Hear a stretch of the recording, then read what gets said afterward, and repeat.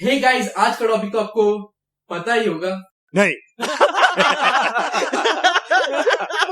आज का टॉपिक है front squat versus back squat का एनालिसिस। मैंने अपने इंस्टाग्राम पे पोल किया था जिसमें 55% लोगों ने फ्रंट स्क्वाट को वोट किया और बाकी के 45% लोगों ने बैक स्क्वाट। तो कौन सही है? क्या फ्रंट स्क्वाट वाला सही है या बैक स्क्वाट वाले? शॉकिंगली 100% लोग गलत है। जैसे कि आप देख सकते हैं, ये हमारा रेगुलर स्क्वाट है और यहाँ पे हम देख रहे हैं कि हमारा जो नी है वो एक्सटेंड हो रहा है और यहाँ हमारा हिप एक्सटेंड हो रहा है। नी एक्सटेंड होने की वजह से हमारा क्वाड्रिसेप काम करता है और हिप एक्सटेंड होने की वजह से हमारा ग्लूट्स काम करता है और हमारा हैमस्ट्रिंग उसको असिस्ट करता है। सो ये था हमारा रेगुलर स्क्वाट, बैक स्क्वाट। अभी हम लोग देखेंगे कि हमारा फ्रंट स्क्वाट और बैक स्क्वाट में क्या डिफरेंस है। तो हम लोग ने क्राइटेरिया तैयार किए हैं front squat versus back squat का वीडियो को ये करने के लिए, कंक्लूजन करने के लिए। तो सबसे पहले हम ये क्राइटेरिया को ठीक से एनालाइज करेंगे और हम देखेंगे कि कौन सा ऊपर आता है या फिर कौन सा नीचे आता है या फिर कौन जीतता है, ये आपको दिखाएंगे। सबसे पहले हम देखेंगे कंफर्ट। तो फ्रंट स्क्वाट में सबसे ज्यादा कंफर्ट होता है क्योंकि फ्रंट स्क्वाट हमारे डे टू डे एक्टिविटी से अडेप्टेड है।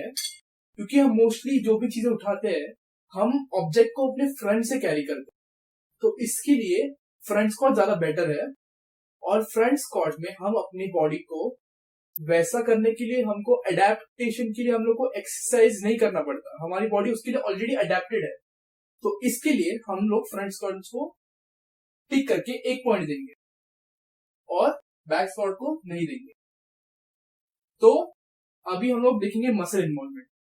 तो फ्रंट स्क्वाट का मसल इन्वॉल्वमेंट और बैक स्क्वाट का मसल इन्वॉल्वमेंट दोनों सेम है, लेकिन एम्फेसिस हम देखेंगे, मतलब कौन से मसल को ज्यादा टारगेट करता है। तो सबसे पहले जो फ्रंट स्क्वाट है वो क्वाड्रिसेप को टारगेट करता है। जैसे कि आप क्वाड्रिसेप में हमारा 4 मसल्स है और बैक में, बैक स्क्वाट्स में मोस्टली 3 मसल टारगेटेड होते हैं, दैट इज इन ग्लूट्स। तो आप सोचेंगे कौन जीतेगा? मसल इन्वॉल्वमेंट सेम है, लेकिन जो मसल एम्फेसिस, जो मसल टारगेट है वो डिफरेंट है। क्वाड्रिसेप में 4 मसल है तो आपको लगेगा कि क्वाड्रिसेप जीतेगा, लेकिन नहीं। Gluteus maximus is the biggest muscle of the leg. So इसमें हमारा विनर होता है बैक स्क्वाट। तो जॉइंट ऑफ एक्शन देखेंगे। जॉइंट ऑफ एक्शन है नी एक्सटेंशन, हिप एक्सटेंशन दोनों में।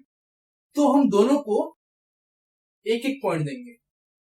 फ्रंट स्क्वाट को सेकंड में डैश करना है तो सेफ्टी पर्पस देखेंगे। तो इसमें सेफ्टी पर्पस के लिए हम फ्रंट स्क्वाट को मोस्ट सेफर कंसिडर करेंगे as compared to squats, because आपने बहुत सारे फेल्स देखे होंगे जो आपने बैक स्क्वाट में देखे होंगे, कंप्लीशन वीडियोस बहुत सारे। तो उसमें बैक स्क्वाट में बहुत लोग गिर जाते हैं, लेकिन फ्रंट स्क्वाट्स में मोस्टली लोग गिरते हुए बहुत रेयरली दिखते हैं। और फ्रंट स्क्वाट की बहुत डिफरेंट डिफरेंट टेक्निक्स है। जो भी मोस्टली लोग गिरते हैं वो लोग हाथ को हुक बना के गिरते हैं।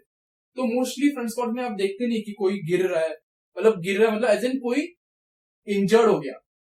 आप मोस्टली बैक स्क्वाट में देखते हो। तो हम लोग इसको फ्रंट स्क्वाट को पॉइंट देंगे और बैक स्क्वाट को 0 देंगे। सबसे पहले हम पाउंडेज देंगे। पाउंडेज इज वेरी इंपॉर्टेंट। तो पाउंडेज से हमारा मसल इंप्रूव और डेवलप होता है। तो सबसे पहले हम देखेंगे पाउंडेज। तो पाउंडेज में हम बैक स्क्वाट में ज्यादा वेट उठा सकते हैं, ऑफ कोर्स, क्योंकि glutes is one of the strongest and biggest muscle in your legs, so you can carry more weight from the back. But you may be thinking that why our body is adapted to front squats। तो मैं आपको बता दूं, front squat से हमारा body adapted है, लेकिन उसका एम्फेसिस मोस्टली फ्रंट क्वाड्रिसेप पे आता है। तो अगर उसका एम्फेसिस जो है क्वाड्रिसेप पे आ रहा है तो हमारा जो टारगेट मसल क्वाड्रिसेप है उसकी पावर ग्लूट से कम है, ग्लूट्स की पावर ज्यादा है।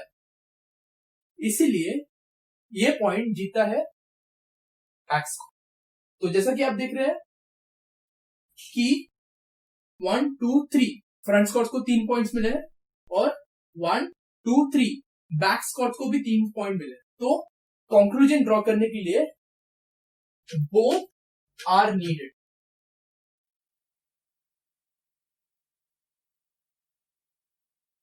तो इसमें आपको पता चलेगा कि दोनों जरूरी है, बैक स्क्वाट और फ्रंट स्क्वाट, और हमें इन्हें अपने लेग वर्कआउट में हमेशा इन्वॉल्व रखना चाहिए। तो ये था हमारा फुल एनालिसिस। अगर आपको मेरा ये एनालिसिस पसंद आया तो इसे बहुत ज्यादा लाइक कीजिए। अगर आपको इससे कुछ मदद मिली या फिर इससे आप बहुत ज्यादा मोटिवेट हुए तो इसे शेयर कीजिए। और अगर आपको मेरा यूट्यूब चैनल बहुत ज्यादा पसंद आ गया और आपको इस पे नए नए वीडियोस देखने हैं तो मेरे चैनल को सब्सक्राइब कीजिए। Thank you very much.